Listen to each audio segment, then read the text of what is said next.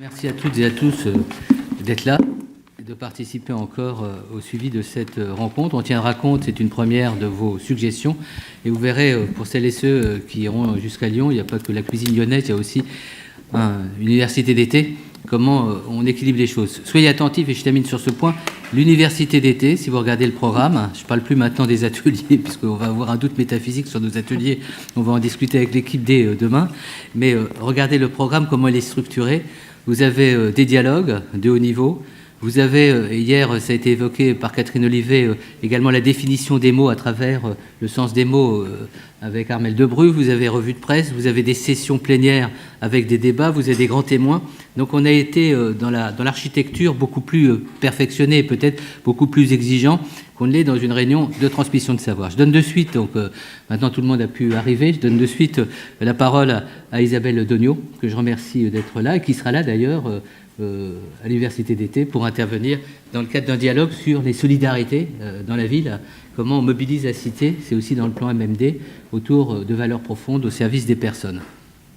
Merci de m'avoir invité à participer justement à cette première école d'été maladies neurodégénératives, dédiée du coup au domicile et au service des professionnels qui interviennent au domicile. Et je vais rebondir sur ce que vous disiez, mesdames, toutes les trois, puisqu'on est dans une matinée consacrée au savoir et aux compétences professionnelles mobilisées.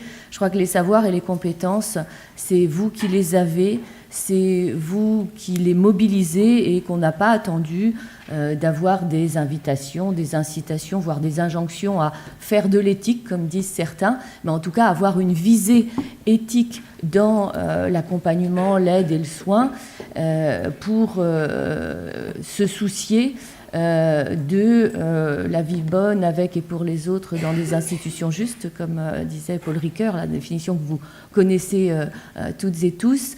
Mais je pense qu'effectivement, il y a un défaut de légitimité et donc, bien évidemment, vous avez besoin d'étayer ces savoirs d'expérience, d'usage, en fait, qu'ils soient reconnus dans le secteur du domicile. Et bien évidemment, même si je suis aussi chargée d'enseignement à l'École des hautes études en santé publique et avec Karine Lefebvre, ma collègue, par rapport à une des questions sur comment monter un espace de réflexion éthique dans les établissements et services sanitaires et médico-sociaux. Depuis cette année, avec Karine, toutes les deux, on a monté cette session à l'école parce qu'il y a vraiment un besoin de conforter ces compétences, de les faire reconnaître dans un travail transversal, partenarial, de réseau pluridisciplinaire et pluriprofessionnel, et que le domicile souffre de cette lacune de légitimité, et qu'en allant se former, en utilisant des outils, et dans la matinée, les unes et les autres, je pense qu'on va être à la fois soucieuse d'un apport théorique et conceptuel, mais aussi dans une visée pratico-pratique, puisque moi je vais vous parler de mon expérience de directrice, puisque j'ai dirigé des services à domicile entre 1987 et 2010. Donc, autant dire les balbutiements de la structuration des politiques publiques du côté du domicile, qui a mis longtemps à être reconnu, mais voilà, ça fait une histoire en gros de 40 ans, sauf si on revient encore plus en amont avec Pierre Larocque, les fondements en 62, mais une évolution très lente, avec probablement un infléchissement.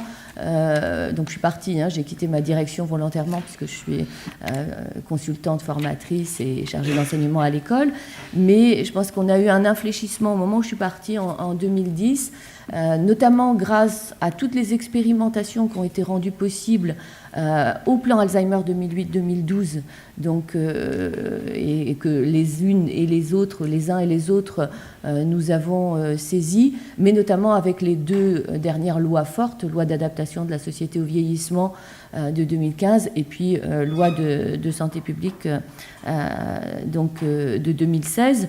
Mais vous voyez bien que c'est une évolution lente, vous êtes probablement là aussi pour en témoigner, alors que depuis des décennies. En tout cas, moi, voilà, je suis tombée dedans toute petite. À partir de 20 ans, j'ai commencé à m'occuper des personnes vulnérables, à m'occuper des vieux, et c'est pas péjoratif dans ma bouche, à l'époque où personne se bousculait au portillon pour aller s'en occuper. C'était aussi les soins palliatifs, c'est tout ça. Mais j'ai toujours entendu les gens dire, dans ma rencontre avec eux, que leur premier souhait, leur vœu, c'est bien de vivre chez soi, malgré la maladie, malgré le handicap, malgré la vieillesse péjorative, et aussi longtemps que possible. Et si possible, jusqu'à la fin de la vie. Donc c'est bien cette exploration des possibles qu'il faut pouvoir cultiver, qu'il faut mettre en avant et que, effectivement, qu'il va falloir explorer parce que c'est l'exploration des possibles, c'est la liberté. On l'a dit hier et je rebondirai sur certains des propos. Et en tout cas, pour moi, c'est effectivement cette notion de liberté et de reconnaissance de la liberté du choix des personnes qu'il faut mettre en avant dans des dispositifs qui, parfois, auraient tendance à nous faire oublier cette primauté du sujet et de l'intérêt premier de la personne. En tout cas, dans les rencontres, la manière d'être dans la première rencontre avec les gens, vous le savez bien, si on est simple et qu'on leur donne la parole d'emblée, moi j'ai toujours donné juste une phrase, racontez-moi donc ce qui vous arrive, et à partir de là, la personne va avoir la liberté justement d'entrer par sa clé d'entrée. Si c'est très médical, ce sera très médical. Si c'est sur le registre de son entourage, de son affectivité, ce sera ça. Et donc mes éclairages dans ce que je vais dire, ça va être ça, des éclairages disciplinaires à la fois du biomédical, je dirais la pensée dominante, puisque j'ai fait des études de médecine et d'infirmière, la pensée ou la discipline ou le champ disciplinaire des sciences humaines et sociales, puisque je suis aussi psychologue, et puis l'éclairage, on va dire, des politiques publiques, puisque je suis directrice et que j'enseigne dans cette école. Emmanuel, dans le cahier justement de l'espace éthique de 2016, réflexion éthique et respect des droits de la personne malade au domicile, vous constatiez en introduction que, je vous cite, non seulement le soin de la personne malade dans le contexte de son domicile se développera dans les années qui viennent, donc ça on en est tous persuadés, tous les services vont dans ce sens-là, le recours à l'ambulatoire, l'hospitalisation de courte durée, avec du coup tous les services et les suivis nécessaires derrière, du fait aussi de l'importance des maladies chroniques et donc en nombre de personnes qui vivent avec ces maladies chroniques, mais aussi, dans le même temps, que, hélas, les droits, effectivement, de la personne malade à son domicile ne semblent cependant pas mobilisés autant que ceux de la personne hospitalisée. Et ça, c'est effectivement une véritable interrogation. Je crois qu'il y a aussi, on a parlé de l'intention politique, et pour moi, c'est aussi important dans ce militantisme. Il faut encore faire valoir, effectivement, tout ce qui est fait et qui était fait depuis des années sur le versant du domicile, et essayer de faire en sorte que cette pratique des soins, de l'accompagnement, alors avec tous les sigles et les acronymes, les SAD, les SIAD, les SAMSA, les SAVS, l'HAD, voilà, les MAIA, sans oublier surtout tous les intervenants professionnels de santé libéraux qui sont à domicile. Parce que, avant qu'il y ait tous ces dispositifs, ce sont eux qui ont été quand même au cœur.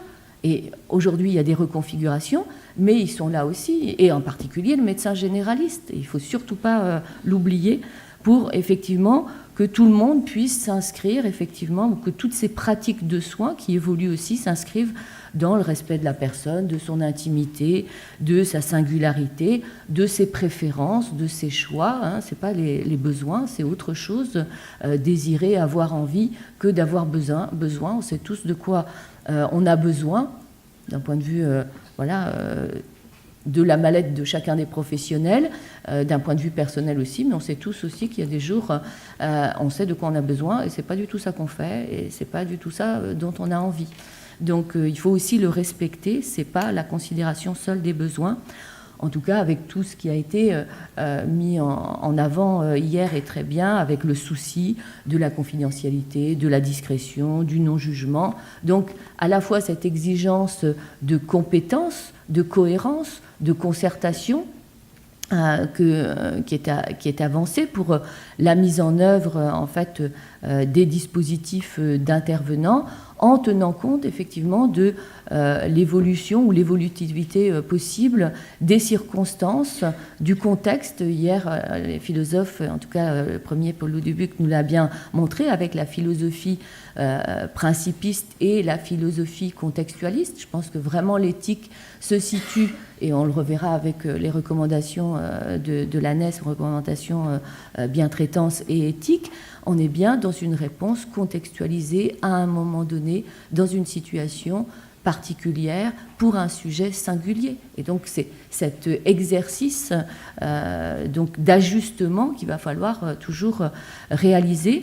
Alors il y a aussi d'autres choses qui ont été mises en évidence, c'est cette nécessité de l'anticipation des situations de crise ou de l'anticipation des décisions, ce que moi j'appelle penser l'avenir, se mettre autour de la table et essayer de penser l'avenir, si possible avant l'urgence, mais quand il y a de l'urgence, quand il y a de la crise, c'est que ça n'a pas pu être fait autrement. C'est aussi un temps de remaniement où on va rebattre les cartes, pas seulement pour la personne, le sujet, mais pour tout son système familial ou environnemental, parce que ce n'est pas seulement la famille. Et tout ça, ça doit être cultivé. En même temps, il va falloir accepter que tout ne puisse pas être anticipé, justement. Et que l'éthique, c'est aussi cette capacité à se laisser surprendre. François Blanchard, qui, dans le premier espace de réflexion éthique, avant celui qui a été repris donc dans le plan Alzheimer 2008-2012 par l'espace éthique de la PHP, parlait du sursaut éthique. Il y a un petit bouquin qui a été fait par le ministère justement sur maladie d'Alzheimer et questionnement éthique, qui était vraiment, qui est toujours d'actualité à mon sens. Donc l'éthique, c'est effectivement se laisser aussi guider par l'autre, par le premier sujet concerné, puisque un des principes, c'est de n'oublier aucun acteur, et en particulier le sujet. Donc, capacité à prendre des risques, il était dit hier, c'est une capacité à la créativité, à être créatif. C'est un des principes aussi de la démarche éthique. Hier, il était dit à improviser. Alors, je ne vais pas trop aller dans le sens de l'improvisation, parce que justement, nous n'improvisons pas, ou en tout cas, ce serait dangereux, un risque préjudiciable d'improviser, mais par contre, c'est peut-être réfléchir à l'imprévu, comment accueillir cet imprévu et pour justement s'y ajuster en questionnant le sens que ça a, à la fois autant pour les personnes qui vivent les situations que pour ceux qui accompagnent ces personnes dans l'aide, le soin au quotidien. Donc c'est quel sens ça a? L'éthique, c'est bien une dynamique, c'est bien en perpétuel mouvement avec des éléments aussi de temporalité. Alors c'est vrai que par rapport à la commande qui m'a été faite et le titre, par rapport au cadre notamment, je me dis qu'il y a au moins une chose sur laquelle on peut s'accorder, puisque l'éthique, c'est aussi la recherche de l'accord, ou en tout cas la réduction des désaccords, ou la compréhension des désaccords. On peut ne pas être d'accord et pas être en conflit et viser le bien pour l'autre. C'est que dans le cadre du domicile, il y a à la fois une dimension de cadre spatial et puis une dimension de cadre temporel. Donc je vais essayer de poursuivre mon propos avec ces deux fils conducteurs. Le cadre, on va dire, spatial, géographique, le milieu écologique, je pense qu'hier, ça a été beaucoup abordé, donc je ne redirai pas tout ce qui a pu être dit. Le cadre de la temporalité, je n'ai pas eu l'impression que c'est eu autant qu'on lui a accordé autant d'importance. Parce que c'est le temps du sujet, mais c'est aussi le temps des soignants.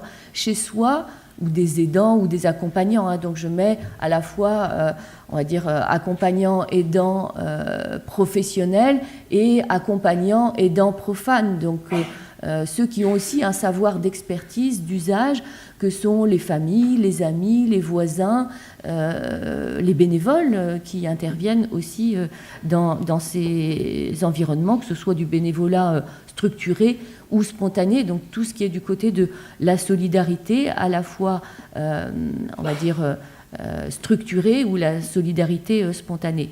Et en fait, chez soi, les rapports à soi, aux autres, au temps, sont avant tout des rapports qui sont établis sous le sceau, sous le signe, sous la signature de la liberté et de l'autonomie. Regardez juste comment vous fonctionnez chez vous, et il n'y a pas de raison que ceux que vous allez accompagner ou aider ne fonctionnent pas complètement de manière identique jamais, puisqu'il y a cette singularité, mais ne fonctionne pas aussi avec ces principes de liberté et d'autonomie.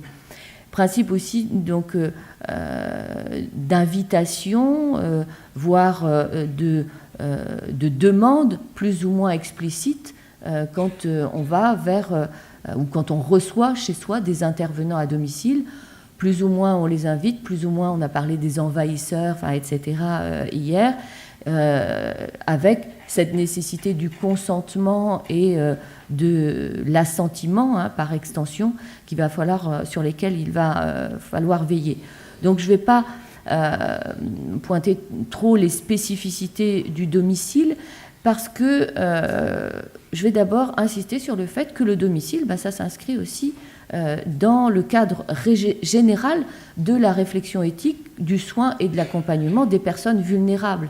C'est-à-dire que, certes, il y a probablement des spécificités, mais attention à ne pas trop se focaliser sur le domicile qui serait complètement opposé ou opposable le fait de résider en institution d'hébergement, par exemple, pour les personnes âgées ou les personnes handicapées. En tout cas, peut-être que Delphine, tout à l'heure, effectivement, le redira sur les normes de référence, les bonnes pratiques qui ont été élaborées par l'ANES, mais je pense que c'est important de remercier aussi tous ceux qui ont œuvré et œuvrent pour que cette démarche éthique, c'est pas seulement l'éthique, c'est la démarche éthique dans le concret du quotidien, elle puisse insuffler progressivement l'ensemble des pratiques professionnelles visées à une culture, finalement, y compris celle du domicile, même si effectivement on doit encore constater qu'elles sont considérées, ces pratiques professionnelles au domicile, comme secondaires par rapport au travail de soins qui est produit dans les établissements sanitaires et médico-sociaux. Alors peut-être que si l'ANES m'avait consacré finalement, après la recommandation éthique, comme elle l'a fait pour la recommandation cadre première bien traitant, j'ai eu la chance de participer aux deux, une recommandation spécifique sur le domicile et une recommandation spécifique sur l'établissement, donc c'est ce qui a été fait pour la recommandation bien traitance, peut-être que ça aurait contribué plus vite, en tout cas, à ce que ces deux lieux d'exercice du soin et de l'accompagnement soient considérés à part égale. C'est une hypothèse, peut-être pas, j'en sais rien, en tout cas, ça n'a pas été fait comme ça. Et très récemment, avant ces journées, un journaliste du journal du domicile m'a appelé pour une interview. Et sa première question, c'est « Comment la question éthique se décline-t-elle dans le secteur du domicile ?» Et spontanément, j'ai répondu de la même manière qu'ailleurs. Pourquoi est-ce qu'il y aurait effectivement une distinction ? Et justement, ça vient pointer le fait que si on peut considérer des spécificités dans ce lieu privé, de l'intime, pour autant, il faut bien rappeler que ce secteur du domicile, il sera toujours considéré comme secondaire dans la hiérarchie de l'importance des soins si on continue à agir de la sorte, alors que la plupart des personnes malades, vulnérables, vivent et sont d'abord aidées et soignées en majorité chez elles. Il y a, avec tous ces allers-retours, effectivement, qu'il peut y avoir vers les établissements de soins, souvent pendant de longues années, en particulier pour celles qui concentrent nos préoccupations avec les maladies neurodégénératives, et que, effectivement, si on agit de la sorte, l'ensemble des considérations relatives à leur accompagnement, dont les questionnements éthiques, eh ben, ça risque encore d'être évalué de manière secondaire, facultative, insuffisante, lacunaire, alors qu'elle se pose avec la même acuité, sinon plus, que dans les autres lieux de soins. Parce que quand les principes d'autonomie et de sécurité ils s'opposent au domicile, eh bien, ils entrent en conflit de la même manière que quand la personne ou le sujet réside ou vit dans un établissement de soins ou d'hébergement. Voire d'une manière encore plus vive, puisque les sentiments d'envahissement dont on a parlé hier sont susceptibles de menacer les valeurs, les attachements essentiels de la personne et de son environnement proche ou son système familial, hein, puisque ce sont des valeurs qui vont être partagées dans cet univers du domicile. Et ça, c'est en risque d'accentuer du coup les vulnérabilités et les dépendances au détriment d'une exigence d'autonomie. Alors, l'exigence des 3 C, hein, donc compétence, cohérence, concertation, que vous avez pointé, auquel on peut rajouter effectivement circonstances et contexte, donc ça nous fait 5 C. Je me fais un petit clin d'œil à Michel Delaunay avec ces 3 auxquels elle était si attachée, hein. Donc anticipation, adaptation, accompagnement, on peut les faire se rejoindre. En tout cas, cette exigence ou ces exigences sont encore plus fortes. Alors, pour vous parler de mon expérience, je vais faire des allers-retours comme ça avec l'expérience pratique. En 2006, avec donc les professionnels de santé libéraux de l'association Aspanor que je dirigeais, donc j'ai dirigé entre 87 et 2010, eh bien, nos questionnements du quotidien, mais qui avaient commencé en particulier avec des travaux que j'ai commencé à réaliser sur la question des violences et des maltraitances, avant qu'on en soit effectivement à la promotion de la bientraitance. Donc j'avais commencé dans les années 92-93, donc il n'y avait pas encore beaucoup de choses dans la littérature.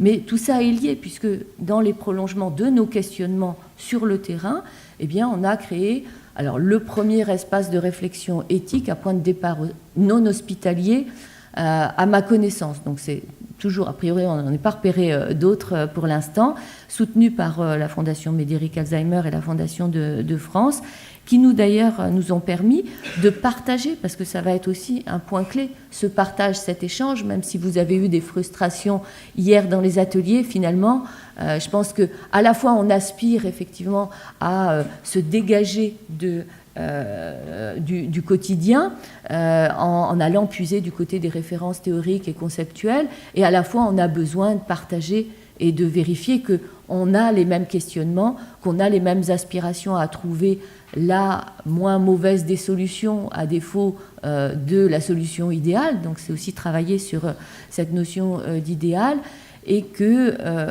en même temps les deux vont ensemble, puisque c'est aussi dans cette recherche, dans ce partage qu'on se rend compte que les autres sont à peu près logés à la même enseigne, et qu'on aimerait bien avoir des recettes, mais aucun d'entre nous ne se risquera à donner des recettes, parce que justement, le principe même de l'éthique, c'est qu'il n'y a pas de recettes et qu'on ne peut pas faire l'économie de cette dynamique discursive du débat, avec quelques règles, bien évidemment, de la démarche éthique. N'oubliez aucun acteur, rechercher effectivement le recueil de la parole de chacun et considérer que la parole de l'un vaut la parole de l'autre, sans considération de hiérarchie, même si, in fine, certains plus que d'autres, le médecin pour les orientations thérapeutiques, le directeur pour des orientations stratégiques ou des orientations décisionnelles, vont avoir à trancher. Pour autant, on va avoir fait vivre cet espace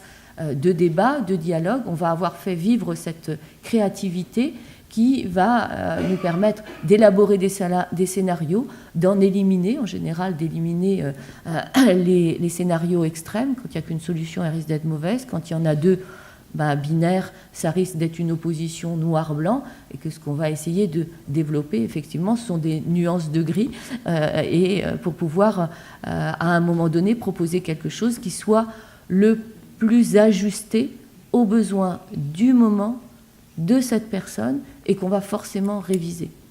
Donc ce sont ces grands principes qu'on a essayé de faire vivre tout simplement avec cet espace de réflexion éthique, qui a vécu au titre de l'Aspanor jusqu'à mon départ. On reviendra dans les conditions de pérennité, effectivement, mais qui continue à vivre puisqu'on a transféré cet espace qui n'a pas d'entité juridique. On l'accueille au sein de l'EHESP, on l'a étendu à un territoire un peu plus important, mais en tout cas, il y a une poursuite. Et bien évidemment que les situations possibles de dilemme les plus fréquentes au domicile, elles tournent autour de ces oppositions entre liberté ou autonomie et protection et sécurité. Et que, effectivement, Karine Lefebvre complétera probablement, et d'autres, ce sont ces questions-là qui sont les plus fréquentes. J'insisterai pas plus sur la multiplicité, la diversité des acteurs dont d'autres parleront peut-être, avec ce trio, en fait, où... Alors selon, effectivement, qu'on on s'inscrit dans une visée d'harmonie comme en musique, ou ce trépied, ou cette triade, mais en tout cas, personne, sujet concerné, donc aider, accompagner, soigner, professionnel et proche aidant, puisque après les avoir appelés les aidants familiaux, on les appelle plus les proches aidants, ce qui est plus englobant. Donc... Oui. Donc, pour aborder cette question d'éthique pratique à domicile, il faut effectivement, et ça vous le savez, mobiliser en amont l'ensemble des acteurs du soin à domicile, et j'insiste, y compris les professionnels de santé libéraux, les orthophonistes, les kinés, bien évidemment, les pharmaciens, les médecins généralistes, j'insiste, et que si la coordination n'est pas suffisamment développée en amont, eh bien, il va falloir d'abord s'attacher à faire en sorte que chacun va avoir les moyens en termes de temps de travail reconnu aussi, pour effectivement s'inscrire dans cette réflexion collégiale au service d'une qualité accrue du service rendu à l'usager, celui qu'on nomme dans le langage politiquement correct l'usager, mais à la personne, mais c'est aussi une qualité accrue qualité de vie, en fait, au travail accru pour l'ensemble des professionnels. Donc il faut qu'ils puissent repérer la plus-value qu'il y a à consacrer ce temps à la réflexion éthique pour pouvoir faire en sorte que tous en récoltent les fruits, à la fois effectivement la personne elle-même, mais l'ensemble des professionnels. Et parfois, c'est pas si simple que ça pour eux. Et j'ai le souvenir souvent du président de l'Aspanor, Michel Bienvenu, médecin généraliste, et qui est toujours présent à cet espace de réflexion éthique qui perdure, qui disait, et notamment quand je l'ai sollicité pour témoigner sur cette première session de formation continue, donc à laquelle vous pouvez vous inscrire aussi, sans faire concurrence à la PHP, mais vous regardez sur le catalogue de l'école. Donc de venir témoigner de sa pratique de médecin généraliste inscrit dans cet espace de réflexion éthique. Il me dit souvent « Ah ben oui, mais t'as vu les gens qu'il y a à côté, la connaissance qu'ils ont, nous à côté, on ne sait pas. » Toujours un défaut de légitimité. Alors, sans parler des infirmières ou des aides-soignants, par exemple. Parce que lui a quand même cette habitude depuis 2006, et encore en 2017, quand je lui demande d'intervenir, il dit non, pas forcément, qu'est-ce que je pourrais apporter ? Mais justement, c'est témoigner de cet exercice au quotidien, j'allais dire en marche, mais bon, on va essayer d'éviter les jeux de mots, en cheminant effectivement collectivement. Et j'ai juste, pour terminer, j'ai fait travailler les étudiants sur ce qu'on appelle le module interprofessionnel à l'école, donc beaucoup de futurs directeurs, depuis 2 ans sur cette question des enjeux et de l'intérêt de la démarche éthique, parce qu'il y a aussi une structuration juridique, notamment avec les espaces de réflexion éthique régionaux sur lesquels il ne faut pas manquer de s'appuyer, sur effectivement comment mettre en place un espace de réflexion éthique dans les établissements et services sociaux, sanitaires et médico-sociaux. Et bien évidemment, ils ont vu qu'il y avait à la fois des obstacles et des éléments facilitateurs. Donc les obstacles, s'il n'y a pas une habitude antérieure pour le domicile de respect des missions, de la place de chacun et ce travail de coordination, ça va être plus difficile à mettre en œuvre. Ils ont bien remarqué aussi que c'était une démarche qu'il fallait pouvoir suivre dans le temps, qui était énergivore, qui demandait aussi du temps. C'est une démarche longue, une démarche de militantisme aussi, mais effectivement qui permet à chacun de sortir du temps de l'action. C'est-à-dire que il y a le temps de l'action et il y a le temps de la réflexion, avec toujours cet aller-retour, comme on peut le voir dans le concept de bientraitance, entre la pratique professionnelle, la mise en exercice de l'analyse des situations, des questionnements, pour éviter le jugement de valeur, le jugement hâtif, tout ça au service d'un retour vers les pratiques professionnelles.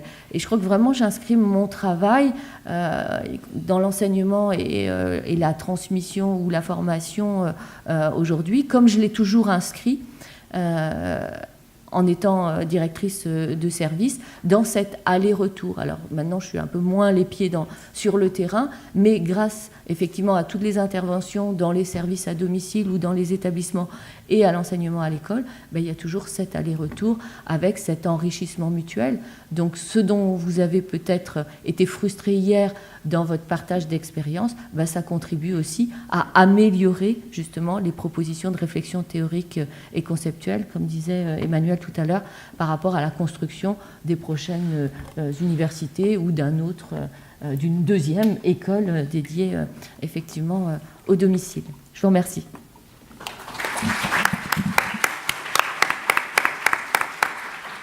Merci Isabelle. Alors on va prendre le débat à la suite des trois interventions. Juste, je voulais préciser un point, parce que je vois le mot espace éthique qui est repris à juste titre. L'espace éthique, quand on l'a créé en 1995, ce n'était pas un espace de réflexion éthique, c'était tout simplement un espace éthique. Et mettre le mot réflexion, c'est ce que le législateur a repris dans la loi de 2004. Mais a priori, ce n'était pas, encore une fois, un espace de réflexion. C'était tout simplement un espace ouvert à l'éthique, et chacun y mettait en quelque sorte ce qu'il souhaitait. Et deuxième point, quand on a créé l'espace éthique de la PHP en 1995, c'était en opposition au comité d'éthique médicaux. C'est-à-dire à l'époque, les grands CHU avaient des comités d'éthique. Et nous, on a dit l'éthique, ce n'est pas une affaire uniquement de médecins. Autant les comités pouvaient avoir une fonction, et dans la loi de 88 sur la recherche médicale, il y a les comités de protection des personnes. Je me permettais juste de préciser, donc quand vous dites espace éthique, vous ne dites pas a priori lieu de réflexion, vous dites lieu d'expression de l'éthique. C'est-à-dire, nous on a dit, on met au cœur d'un CHU important, la PHP, 90 000 personnes, 37 hôpitaux, un espace ouvert à tous, et nous aurons réussi si tous trouvent cet espace comme leur espace. Et aussi bien, et je termine là-dessus, c'est juste pour préciser par rapport aux propos, parce que ça a à voir avec tout ce que vous pouvez mettre en œuvre. Le premier groupe thématique qu'on a mis en place à l'espace éthique, c'est pas sur l'assistance médicale à la procréation, c'était les chambres mortuaires. Et un deuxième point que je précise, l'espace éthique, c'est situé dans les années SIDA, dans la filiation des années SIDA. C'est la recomposition des légitimités qu'on va retrouver dans la loi du 4 mars. Mais les légitimités aussi des professionnels. Et comment on a vu dans le SIDA que des gens qui n'étaient pas que des médecins, mais qui étaient les professionnels au service de la personne, aussi bien dans les institutions que domicile, réformaient en quelque sorte une approche du soin. Et dernier point, l'espace éthique se situe aussi dans la filiation qu'Isabelle a notée dans ses engagements des soins palliatifs. L'émergence du mouvement des soins palliatifs en France, c'est 84-85, et c'est l'émergence, l'irruption d'une nouvelle conception du soin, pas uniquement de la médicalité, du soin. Et quand on parle de MMD dans la dimension de notre réflexion au sein de l'espace éthique, en rapport avec les différentes mesures du point, c'est le soin qui est important. C'est-à-dire comment être soucieux de l'autre y compris lorsqu'il est atteint d'une maladie dont on ne guérit pas. Je voulais juste apporter cette précision. Donc soyez inventifs, et je reconnais que j'ai beaucoup été impressionné par votre approche, Isabelle, qui est extrêmement structurée et très juste. Moi, je me reconnais bien dans l'expression qu'on va partager au sein de l'espace éthique, exploration des possibles. Je pense que vous devez être les unes et les autres explorateurs des possibles, c'est-à-dire de dire que rien n'est impossible a priori, voilà. Mais il faut ensuite l'explorer, c'est-à-dire ne se pas lancer, j'allais dire, dans une expérimentation sans avoir un peu balisé, analysé, en quelque sorte argumenter la possibilité. J'ai bien aussi aimé cette notion de rebattre les cartes, et vous verrez dans le thème de notre université d'été, et je pense que c'est un peu la fibre qui est directrice de nos actions à l'espace éthique, c'est d'être attentif à une inventivité éthique dont on ne soupçonne pas aujourd'hui toute la créativité. Vous avez partout, et c'est là où nos politiques pourraient être rassurées, pas uniquement dans le domaine du soin et du médico-social, vous avez partout des lueurs, mais plus que des lueurs, des indices de mobilisation, de renouvellement, de créativité, y compris dans les lieux qu'on ne connaît pas, qu'on ne reconnaît pas, voire qu'on maîtrise, voire qu'on relègue socialement. Donc ayez conscience, et ce n'est pas de la démagogie, que ces questions doivent être portées par les unes et les autres. Et un dernier point du dernier point, et c'était intéressant dans l'approche d'Isabelle, quand on a fait notre petit débat spontané au départ, je pense que tout le monde n'est pas au même niveau de compétence par rapport au questionnement. Il y a des gens qui n'osent même pas la parole dans leurs institutions. On le dit souvent, il y a des gens qui n'osent même pas dire à leur famille qu'ils travaillent dans un EHPAD. Donc les groupes de parole, à mon avis, sont intéressants. Alors on va tenir compte de l'observation sur la question d'atelier, mais soyez quand même conscients qu'il y a des gens qui ont encore besoin d'être reconnus dans la capacité de dire ce qu'ils sont, ce qu'ils font, même si ça paraît encore un peu simple, je veux dire, quand on est plus évolué dans la réflexion et qu'on se dit on est déjà à un niveau où on peut être dans le registre des concepts.